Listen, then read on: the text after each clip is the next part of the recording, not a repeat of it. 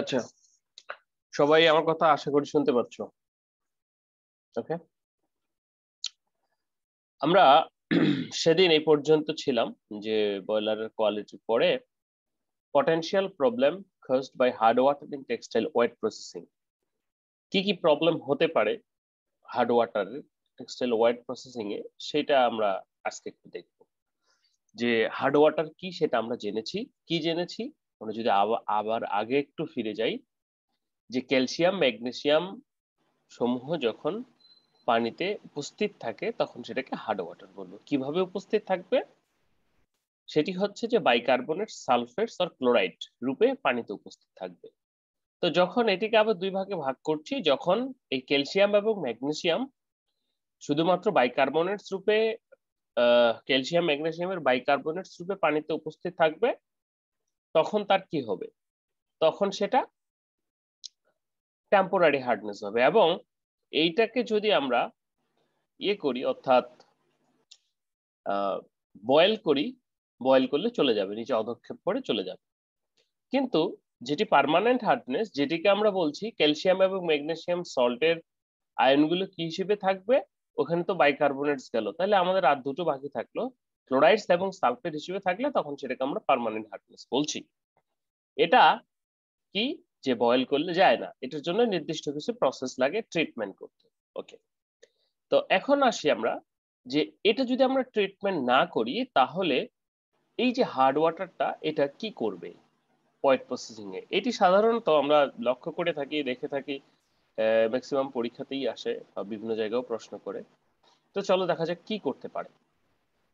প্রথমে আসবো আমরা ডিসাইজিং এ। ডিসাইজিং প্রসেসটা কি? ওই যে বলেছিলাম সাইজিং, অর্থাৎ ঘুড়ির যে সুতায় আমরা সাইজ ম্যাটেরিয়াল দেই শক্ত করার জন্য, ঠিক সেইভাবে যখন উইভিং করা হয় তখন এখানে এই যে সুতাগুলাকে শক্ত করার জন্য আমরা সাধারণত স্টার্চ ম্যাটেরিয়াল বা বিভিন্ন সাইজিং ম্যাটেরিয়ালের একটা কোটিং দিয়ে থাকি। কিন্তু যখন আমরা এটি কাপড় প্রসেসিং করি, এই কোটিং না উঠালে তার ভিতরে ডাই ঢুকবে না, সেজন্য কি করা হয় যে ডিসাইজিং করা হয়, এগুলোকে উঠিয়ে ফেলা হয়। এখন আমার এইখানে যদি হার্ড ওয়াটার থাকে তাহলে কি হবে? বলা হচ্ছে যে ডিঅ্যাক্টিভেট এনজাইমস। আমরা সাধারণত ডিসাইজিং নানাভাবে করতে পারি, কেমিক্যাল দিয়ে করতে পারি, এনজাইম দিয়ে করতে পারি। যেহেতু পরিবেশ বান্ধব সেই হিসেবে এনজাইমটি প্রচলিত, এনজাইম দিয়ে করাটাই বেটার। তাহলে কি হচ্ছে, ডিঅ্যাক্টিভ এনজাইমস, যে এনজাইম গুলো থাকবে সেগুলোকে ডিঅ্যাক্টিভ করে দিবে। ইনসলিউবল সাইজ ম্যাটেরিয়াল, যে সাইজ ম্যাটেরিয়াল গুলো ইয়ার্নের উপরে লাগানো হয়েছে বা ফেব্রিকের বুননের পর ফেব্রিকের সাথে আছে, সেগুলোকে ইনসলিবলাইজ করে দিবে। এখন প্রশ্ন হচ্ছে, আমার তো এগুলোকে সলিবল করে ওখান থেকে তুলে ফেলতে হবে, তাই না? তো এটাকে হার্ড ওয়াটারটা কি করে ইনসলিবল করে ফেলে, ফলে সেটি কিন্তু আর ফেব্রিক থেকে উঠতে চায় না বা কমপ্লিট ডিসাইজিংটা হয় না। যেমন সাসেস, স্টার্স, পিভিএ, এগুলো আমরা সাইজিং ম্যাটেরিয়াল হিসেবে ইউজ করে থাকি, যেটা কিনা ফেব্রিকের সাথে লেগে থাকে। ফলে যেটা হচ্ছে, কি হচ্ছে যে আমাদের যে সাইজ ম্যাটেরিয়াল গুলো লেগে থাকছে এবং ইনপ্রপার ডিসাইজিং হচ্ছে, এবং পরবর্তীতে যখন আমরা ইয়েতে যাচ্ছি, ডাইং ফিনিশিং এ যাচ্ছি বা ডাইং এ যাচ্ছি, তখন কিন্তু যে জায়গাগুলোতে সাইজ ম্যাটেরিয়াল গুলো লেগে আছে সেই জায়গাগুলোতে কিন্তু তোমার ইয়েগুলো লাগছে না, অর্থাৎ ডাই সেখানে ঢুকছে না। ঠিক আছে, এই প্রবলেম। অর্থাৎ আমরা কি দেখলাম, যে আমাদের এনজাইম গুলো ডিঅ্যাক্টিভ হয়ে যাচ্ছে এবং একই সাথে ইনসলিবল সাইজ ম্যাটেরিয়াল। ওকে, এই প্রবলেমটা সাধারণত ডিসাইজিং এ হচ্ছে, আলটিমেট ইমপ্রপার ডিসাইজিংটা হচ্ছে। নেক্সট বলা হচ্ছে কম্বাইন উইথ সোপ, যেটি স্কাওয়ারিং এ। স্কাওয়ারিং প্রসেস আমরা এখনো জানি নাই যে স্কাওয়ারিংটা কি।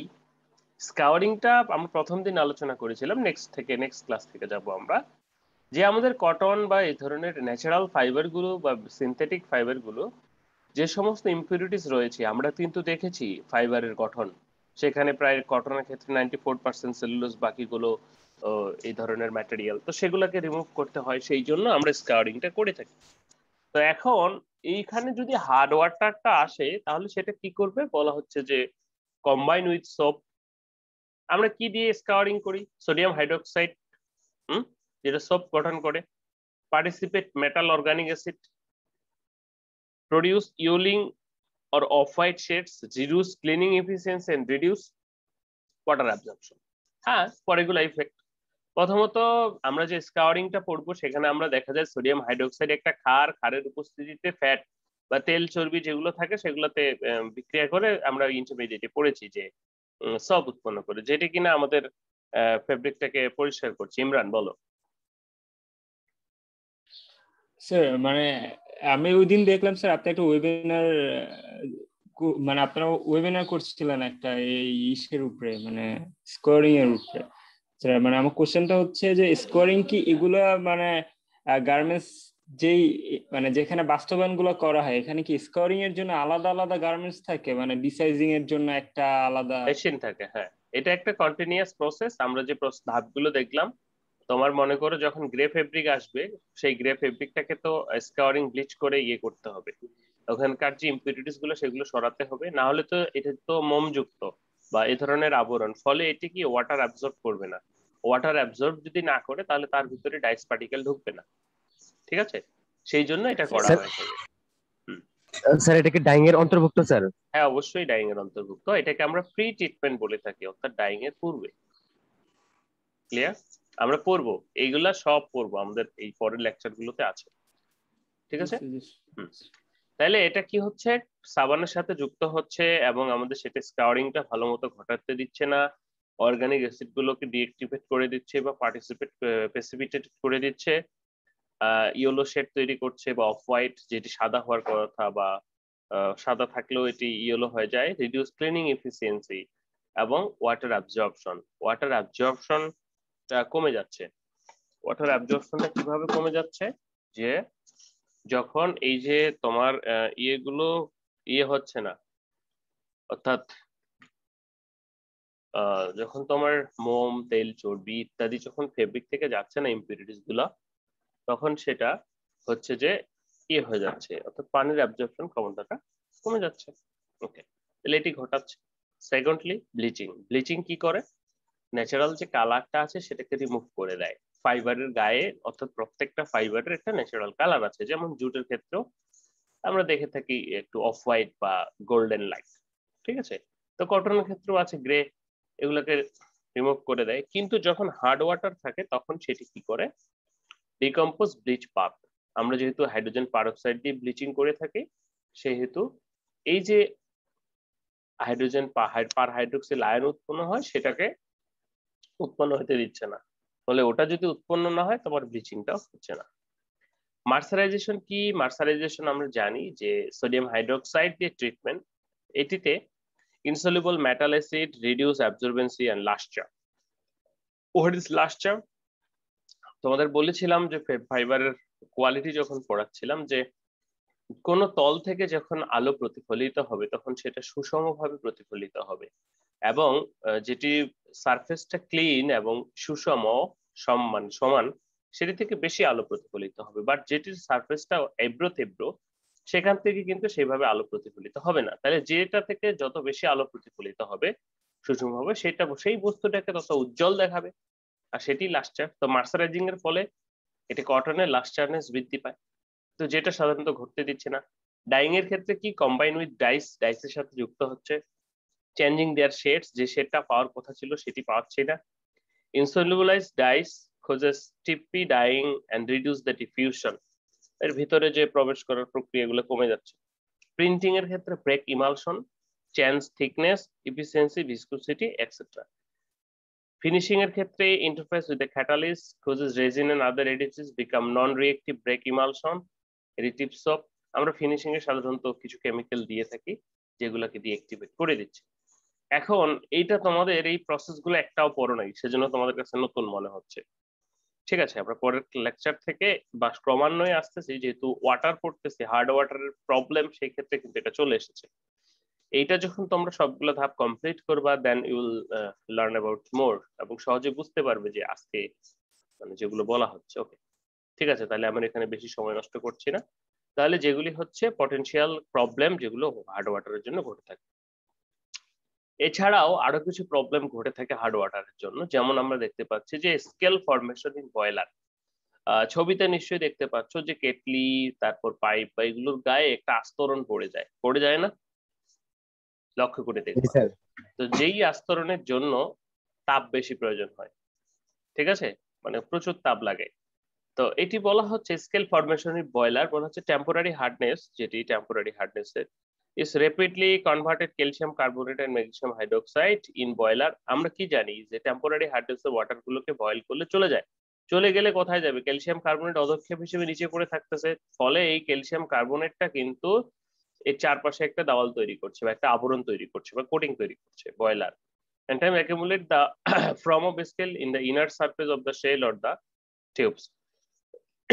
সো আমরা এখানে কি দেখতে পাচ্ছি যে ক্যালসিয়াম কার্বনেট তৈরি হচ্ছে, এটা যদি হার্ড ওয়াটার হয়, টেম্পোরারি হার্ড ওয়াটার, ওকে, তো এটা কি হচ্ছে, ক্যালসিয়াম কার্বনেট ম্যাগনেসিয়াম কার্বনেট তৈরি হচ্ছে। এই যে ক্যালসিয়াম কার্বনেট এবং ম্যাগনেসিয়াম কার্বনেট বা ম্যাগনেসিয়াম হাইড্রোক্সাইড দুটোই হতে পারে। এই ক্যালসিয়াম কার্বনেট অথবা ম্যাগনেসিয়াম হাইড্রোক্সাইড আলাদা বা একসাথে, এই যে ফরমেশনটা এটিকে স্কেল বলা হয়, এই যে এর উপরে বা এই যে ফরমেশনটা। So this loss heat piping is up to 40% by 20 মিমি স্কেল। বিশেষ করে ওই যে বয়লার ইন্ডাস্ট্রিতে যে বয়লারে পানি ফুটানো হবে বা স্টিম উৎপন্ন করা হয়, সেইখানে এই ঘটনাটা বেশি ঘটে। তো সেইখানে যদি এরকম একটা আস্তরণ পড়ে যায় 20 মিমি, এখানে জাস্ট 40% হিট লস হবে বা 40% এনার্জি লস হবে, হিট লস হবে। এখানে একটা স্কেল দেওয়া হয়েছে যে কত পার্সেন্ট সাধারণত হিট লস হয়, যেমন 1 মিমি, 3 মিমি, 5 মিমি, 20 মিমি, 43%। হিট তো আর এমনি এমনি জেনারেট হয় না ফ্যাক্টরিতে বা যেখানেই বলি না কেন, হিট দিয়ে তো জেনারেট করতে হয়, তাই না? ওকে,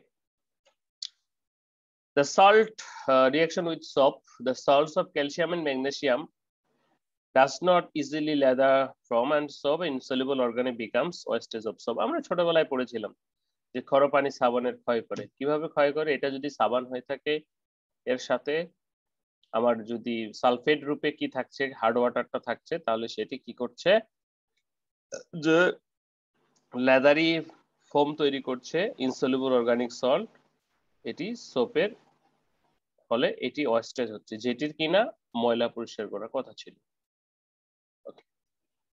তাহলে আর কি প্রবলেম আছে, রিঅ্যাকশন উইথ ড্রাই স্ট্যাব আমরা দেখেছি, করোশন অফ বয়লার।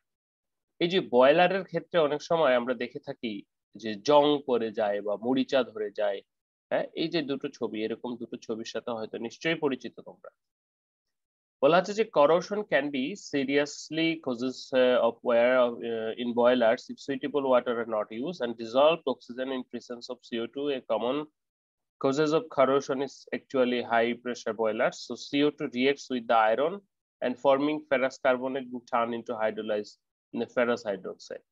তো এখানে যেই কথাটা বলা হচ্ছে যে আমরা যদি আমাদের সঠিক মাত্রার পানি ইউজ না করি, সেই ক্ষেত্রে ডিজলভ অক্সিজেনের পরিমাণ যদি বেশি হয় বা ডিজলভ অক্সিজেনের উপস্থিতিতে এখানে ফেরাস যদি পানিতে বা শুধুমাত্র ক্যালসিয়াম ম্যাগনেসিয়ামই না, এ ধরনের ফেরাস ফেরিক ইত্যাদি যদি থাকে, জং কিসের জন্য, ফেরাস বা ফেরিকের জন্যই।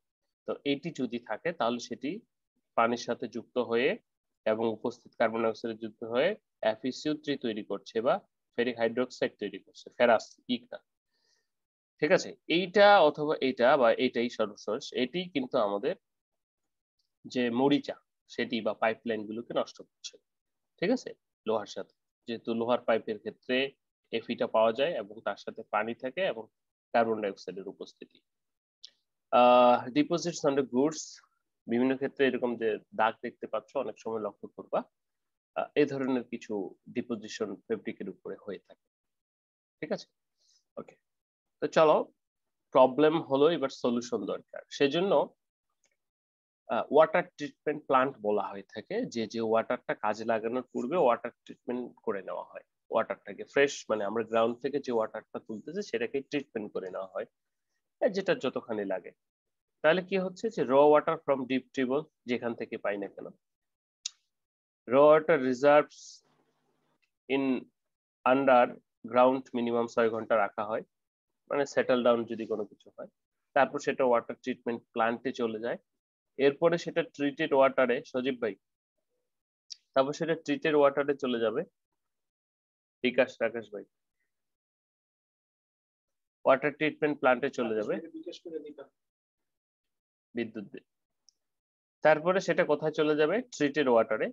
ট্রিটেড ওয়াটার ট্যাঙ্ক, সেখানে কিছু কেমিক্যাল দিয়ে আমরা ট্রিট করব, দেন সেটা dye house machinery, waste water effluent treatment প্ল্যান্টে চলে যায়। এটি হচ্ছে total water management system in textile wet processing industry. আমরা যদি আবার দেখি, ওয়াটার র ফ্রম ডিপ টিউবওয়েল ওয়াটার, তারপর সেটাকে গ্রাউন্ডে রাখলাম, তারপর সেটা ওয়াটার ট্রিটমেন্ট প্ল্যান্টে গেল, দেন সেটা ট্রিট করা হলো ফর প্রসেসিং এর জন্য, তারপর সেটা টু ডাইং হাউস মেশিনারি, তারপর সেটা ট্রিটেড ওয়াটারটা মেশিনারিজে গেল, তারপরে সেটা কি হচ্ছে টেক্সটাইল ওয়েস্ট ওয়াটার, দেন ইফ্লুয়েন্ট ডাইং হলো, ডাইং হওয়ার পর ওয়েস্ট ওয়াটার, তারপর সেটা ইফ্লুয়েন্ট ট্রিটমেন্ট প্ল্যান্টে চলে গেল, ইফ্লুয়েন্ট ট্রিটমেন্ট প্ল্যান্টে ট্রিটেড হয়ে দেন সেটা রিমুভ হয়ে চলে যাবে।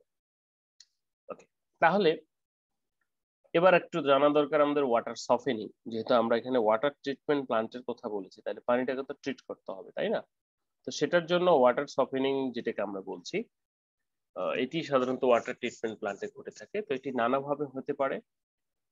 যেটি হচ্ছে যে ওয়াটার সফেনিং প্ল্যান্টস, আমরা যদি একটু দেখি বা মেথডস গুলো, নিচে অনেকগুলো মেথডস রয়েছে। Soda lime process, base exchange বা permutit process, demineralization process, soda alum process, aeration, chelation, reverse osmosis. এখন ওই যে বিভিন্ন প্রকার অ্যাড দেখি না, যে রিভার্স অসমোসিস প্রসেসে পানি বিশুদ্ধকৃত, এ ধরনের কিন্তু অনেক প্রকার অ্যাড দেখে থাকি ফিল্টারের, পানির ফিল্টারের।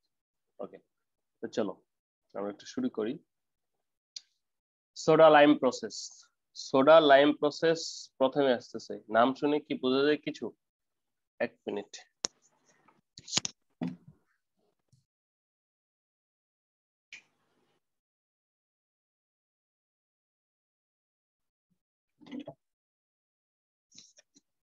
আচ্ছা, এখানে বলা হচ্ছে soda lime process.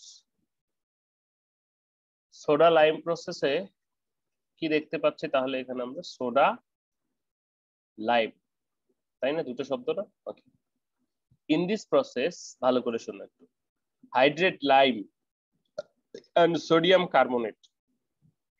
Hydrate lime কোনটা? মানে পানিযুক্ত চুন, শোধক চুন, MgOH, হ্যাঁ, বা MgCO3 যদি একসাথে কার্বনেট যুক্ত থাকে, সাধারণত শোধক লাইম এটা hydroxide. Okay, magnesium, hydrate lime and sodium carbonated are added to precipitate calcium and magnesium ion. সব সময় মাথায় রাখবে যে আমাদের কি করতে হবে, পানিতে যে ক্ষর পানি, অর্থাৎ যেখানে আমাদের ইয়ে রয়েছে, আমাদের ইয়ে এখনো দেয়নি না অ্যাটেন্ডেন্স শিট? জি না। আচ্ছা, এক মিনিট দাঁড়াও। তোমাদের স্টুডেন্টদের অবস্থা দেখে আসলে সত্যি আমার কষ্ট হচ্ছে, কারণ কি প্রবলেম আসলে আমি বুঝতে পারছি না। তোমাদের এই 2-3 জন করে ক্লাসে আসলে তো ঝামেলা নেই। স্যার, অফলাইনে ক্লাস হইলে যদি এরকম অ্যাটেন্ডেন্স থাকে তাহলে তখন কেমন হবে? না, তখন কেন এরকম হবে? দিয়েছি, দেখো। জি স্যার, পাইছি। ওকে, তো আমরা আসতেছিলাম সোডা লাইম প্রসেসে। তাহলে আমাদের মূল উদ্দেশ্যটাই হবে, কি উদ্দেশ্য হবে, যে পানির ভিতরে যে ক্যালসিয়াম এবং ম্যাগনেসিয়াম গুলো আছে, এগুলোকে আমরা কি করব? সরিয়ে ফেলবো। এই হচ্ছে বুদ্ধি। তো এখন কিভাবে সরিয়ে ফেলতে পারি? নানাভাবে সরিয়ে ফেলতে পারি। যেমন প্রথম প্রসেস সোডা লাইম প্রসেসে যেটা বলছে যে hydrate lime and sodium carbonate added to precipitate calcium and magnesium ion as compound solubility. Okay, এটা আমাদের হার্ড ওয়াটার কার্বনেট রূপে আছে, ভালো কথা। আমরা কি ইউজ করতেছে? হাইড্রেট লাইম, মানে CaOH, চুন, চুনের পানি সংকেত করেছে না ইন্টারমিডিয়েটে, চুন, হাইড্রেট লাইম যুক্ত করলাম। তাহলে এটি কি করতেছে দেখো, CaCO3 তৈরি করছে, CaCO3 ক্যালসিয়াম কার্বনেট তৈরি করছে, MgCO3, অর্থাৎ এখান থেকে ক্যালসিয়াম এবং ম্যাগনেসিয়ামটাকে আলাদা করা হচ্ছে। এবং এইটা অদক্ষেপ, এই চিহ্নটা এইখানে না, এটা ভুল হয়েছে, এটা হচ্ছে এইখানে। তাহলে কি হচ্ছে, এবং এই যে ক্যালসিয়াম কার্বনেট অথবা ম্যাগনেসিয়াম কার্বনেট, এগুলো কি হচ্ছে? নিচে অদক্ষেপ করতেছে। তাহলে অদক্ষেপ যখন নিচে পড়ছে তখন ছেকে আলাদা করা যাচ্ছে। এটি টেম্পোরারি হার্ডনেসের ক্ষেত্রে। পার্মানেন্ট হার্ডনেসের ক্ষেত্রে সালফেট অথবা ক্লোরাইড হিসেবে থাকে, এখানে ক্যালসিয়াম সালফেট এবং ম্যাগনেসিয়াম সালফেট হিসেবে আছে। তো এখানে যদি আমাদের কার্বনেট ইউজ করা হয়,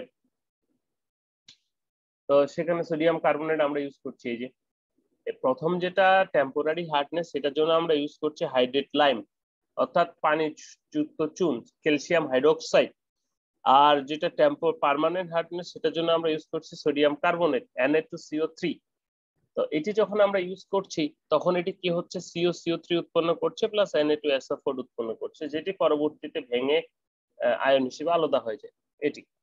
কিন্তু এই যে ক্যালসিয়াম কার্বনেট, তখন সেটি অধক্ষেপ করছে, তলায় নিচে জমা হচ্ছে। একইভাবে ম্যাগনেসিয়াম কার্বনেট এবং সোডিয়াম সালফেট উৎপন্ন হচ্ছে। তাহলে দেখো তো, এই যে ম্যাগনেসিয়াম বা ক্যালসিয়াম, এখান থেকে ক্যালসিয়াম বা ম্যাগনেসিয়াম আলাদা হলো কিনা। একইভাবে এটা যদি ক্লোরাইড হিসেবেও থাকে, তারপরেও ক্যালসিয়াম হাইড্রোক্সাইডের ক্যালসিয়াম ক্লোরাইড প্লাস MgOH2 আলাদা হয়ে যাচ্ছে। Calcium chloride plus sodium carbonate পরে যুক্ত হয় ক্যালসিয়াম কার্বনেট প্লাস NaCl তৈরি করছে। তার মানে কি? তার মানে হচ্ছে এট এনি কস্ট, যে কোনো উপায়ে আমাদের পানি থেকে ক্যালসিয়াম এবং ম্যাগনেসিয়ামটাকে ফ্রি করতে হবে। ওকে, তাহলে এখানে প্রত্যেকটা ক্ষেত্রে আমরা দেখতে পাচ্ছি ক্যালসিয়াম অথবা ম্যাগনেসিয়াম গুলো কার্বনেট হিসেবে নিচে জমা হয়ে যাচ্ছে এবং পানিটা ফ্রি হয়ে যাচ্ছে। ফলে এইখান থেকে তখন এটাকে আলাদা করা যাচ্ছে। তাহলে সোডা লাইম প্রসেসটা কি? Hydrate lime plus soda, sodium carbonate use করব, সহজ কথা। তাহলে হাইড্রেট লাইম কি করছে, ক্যালসিয়াম হাইড্রোক্সাইড আমার বাইকার্বনেট রূপে যেগুলো থাকছে সেটা টেম্পোরারি হার্ডনেস, সেটাকে ক্যালসিয়াম কার্বনেটে রূপান্তর করছে। অপরদিকে যেটি হচ্ছে আমার সালফেট অথবা ক্লোরাইড রূপে থাকছে, সেই সালফেট অথবা ক্লোরাইড রূপে যেটা থাকছে সেটাকে আমরা কি করছি, সেটাকেও কিন্তু আমরা রিমুভ করে দিচ্ছি। কিভাবে রিমুভ করছি? এখানে আমরা সোডিয়াম কার্বনেট ইউজ করছি, আমরা দেখতে পাচ্ছি সোডিয়াম কার্বনেটের সাথে যুক্ত করে ক্যালসিয়াম কার্বন অথবা ম্যাগনেসিয়াম কার্বনেট উৎপন্ন করছে। একই সাথে ক্লোরাইডের সাথেও বিক্রিয়া করে ম্যাগনেসিয়াম ক্লোরাইড, ম্যাগনেসিয়াম হাইড্রোক্সাইড উৎপন্ন হচ্ছে এবং ক্যালসিয়াম ক্লোরাইড বা ম্যাগনেসিয়াম ক্লোরাইড, সেই ক্যালসিয়াম ক্লোরাইড বা ম্যাগনেসিয়াম ক্লোরাইড পুনরায় বিক্রিয়া করে ক্যালসিয়াম কার্বনটি তৈরি করছে আবার। ওকে, এই হলো টোটাল বিক্রিয়া। এখানে কোনো ঝামেলা আছে এটা বুঝতে? না স্যার। আলটিমেট কি করছি, ক্যালসিয়াম ম্যাগনেসিয়ামটাকে আলাদা করে বের করে দিচ্ছি। ডান। নেক্সট প্রসেস, এখানে বলা হচ্ছে সোডা সাপেনিং। মনে করো পাইপ থাকে, এখানে লাইম প্লাস সোডা দিয়ে ঘোরানো হয়, কোয়াগুল্যান্ট সোডিয়াম অ্যালুমিনিয়াম যদি দিতে চাও দেওয়া হয়, রিঅ্যাকশন ট্যাঙ্ক, এখানে কেমিক্যাল গুলো দিয়ে সেটেল ডাউন করা হয়, সেটেল ডাউন করে উপর থেকে পানিটা নিয়ে এসে আবার ফিল্টার করে স্টোরেজ করা হয় এবং ওই যে নিচের দ্রব্যটা সেটা সরিয়ে ফেলা হয়, যেটা সেটেল ডাউন হলো। The main parts of the process আর কি কি প্রসেস? রিএজেন্ট ট্যাঙ্ক, অর্থাৎ যেখানে আমরা soda lime, soda plus sodium carbonate plus হচ্ছে কোয়াগুলেন্টস দিতে পারি। আর একটু কোয়াগুলেন্টস এর কাজটা হচ্ছে যে এটাকে আরো একটু ইয়ে করা, পানি থেকে নিয়ে একে একত্রিত করা, নিচে সেটেল ডাউন করা। Reaction tank, filter storage. বলা হচ্ছে যে দ্য সোডা লাইম প্রসেসটা আমরা একটু পড়ি। The soda lime and coagulant are interred in the reaction tanks. The predetermined amount of hard water is pumped into the reaction in the time of entering reagents. The agitation মানে কি? Agitation ঘোরানো, ডাল ঘুটি না, is brought about the larger propeller, বড় একটা propeller wheel আছে, এটা দিয়ে ঘোরানো হয়, and agitation is increased to get more amount of ppm.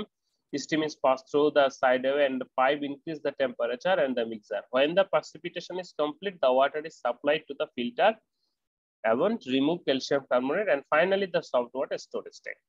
মনে করো সবকিছু দিয়ে তুমি কি করো, ডাল খেয়েছো তো বাসায় বাড়িতে, মেসে তো ডাল খেয়েছো, মেসের ডাল তো পাতলা হয় সাধারণত, যখন ঘুটা দেওয়া হয় তখন কি হয়, সবগুলো চারপাশে সুষমভাবে ছড়িয়ে পড়ে। বাট এটা কিছুক্ষণ পর কি হয়, পানিটা উপরের দিকে পড়ে যায় আর ডালটা নিচের দিকে নেমে যায়, তাই না? তাহলে একই ঘটনা, ক্যালসিয়াম কার্বনেটটাও এইভাবে নিচের দিকে সেটেল ডাউন হয়ে যাবে, তখন পানিটা উপরে ভেসে থাকবে, তখন পানিটাকে আলাদা করে ফিল্টার করে নেওয়া হয় এবং নিচের যে ওই যে ঘনটা থাকলো ডালটা, সেটাকে আলাদা করে ফেলে দেওয়া হয়। ওকে, এটি হচ্ছে সোডা লাইম প্রসেস।